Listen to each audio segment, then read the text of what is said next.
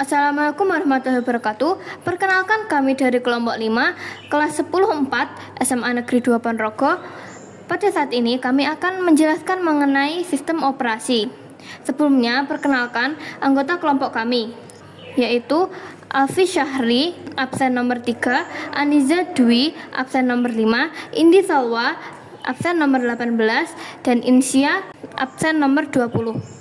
Definisi sistem operasi. Sistem operasi atau OS adalah perangkat lunak sistem yang mengelola perangkat keras komputer, sumber daya perangkat lunak, dan menyediakan layanan umum untuk program komputer sistem. Operasi berfungsi untuk mengendalikan, mengontrol, atau memberikan koneksi antar perangkat keras komputer. Contoh sistem operasi.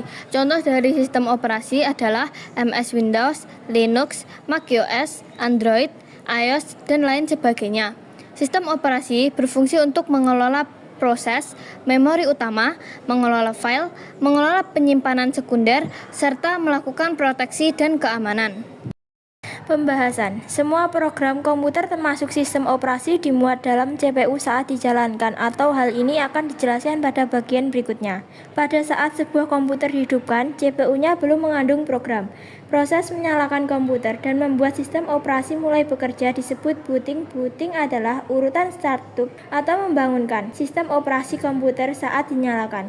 Pada saat booting, semua komponen perangkat keras dalam komputer dibangunkan. Ada 5 langkah penting saat booting. Daya atau power dihidupkan, post atau power on self test, memuat BIOS atau basic input output system, memuat sistem operasi, kemudian perangkat keras mengalihkan kontrol ke sistem operasi. Sistem operasi mengelola dan mengontrol sumber daya komputer seperti prosesor, memori, perangkat, input atau output, dan penyimpanan. Fungsi sistem operasi. 1. Menyediakan antarmuka ke pengguna untuk berinteraksi dengan komputer. 2. Menyediakan input dan output. 3. Mengelola perangkat keras dan periferal. 4. Mengelola pemuatan perangkat lunak dan menjalankan perangkat lunak. 5. Mengelola file atau copy, save, short, dan delete. 6. Menangani interupsi dan kesalahan. 7. Mengelola prosesor. 8. Mengelola memori. 9. Mengelola keamanan. Dan 10. Menangani komunikasi dengan jaringan. Jenis sistem operasi. 1.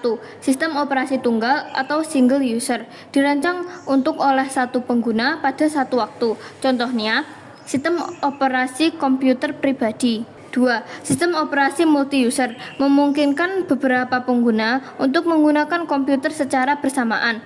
Sistem operasi ini bisa digunakan dalam lingkungan jaringan seperti server. 3. Sistem operasi jaringan, didesain untuk mengatur komunikasi dan berbagi sumpah daya di antara komputer yang terhubung dalam suatu jaringan. 4. Sistem operasi real time, digunakan dalam sistem yang mengharuskan respons instan dalam menangani tugas-tugas dalam waktu yang sangat singkat, seperti dalam sistem kontrol industri atau kendaraan otomatis. 5. Sistem operasi embedded, terintegrasi langsung ke dalam perangkat keras tertentu dan digunakan dalam perangkat elektronik tertanam, seperti telepon pintar, mesin ATM, atau peralatan medis. Demikian adalah materi yang dapat kelompok kami sampaikan. Mohon maaf yang sebesar-besarnya apabila ada kesalahan dalam pengucapan ataupun dalam pemberian materi. Saya harap materi yang kami sampaikan dapat bermanfaat.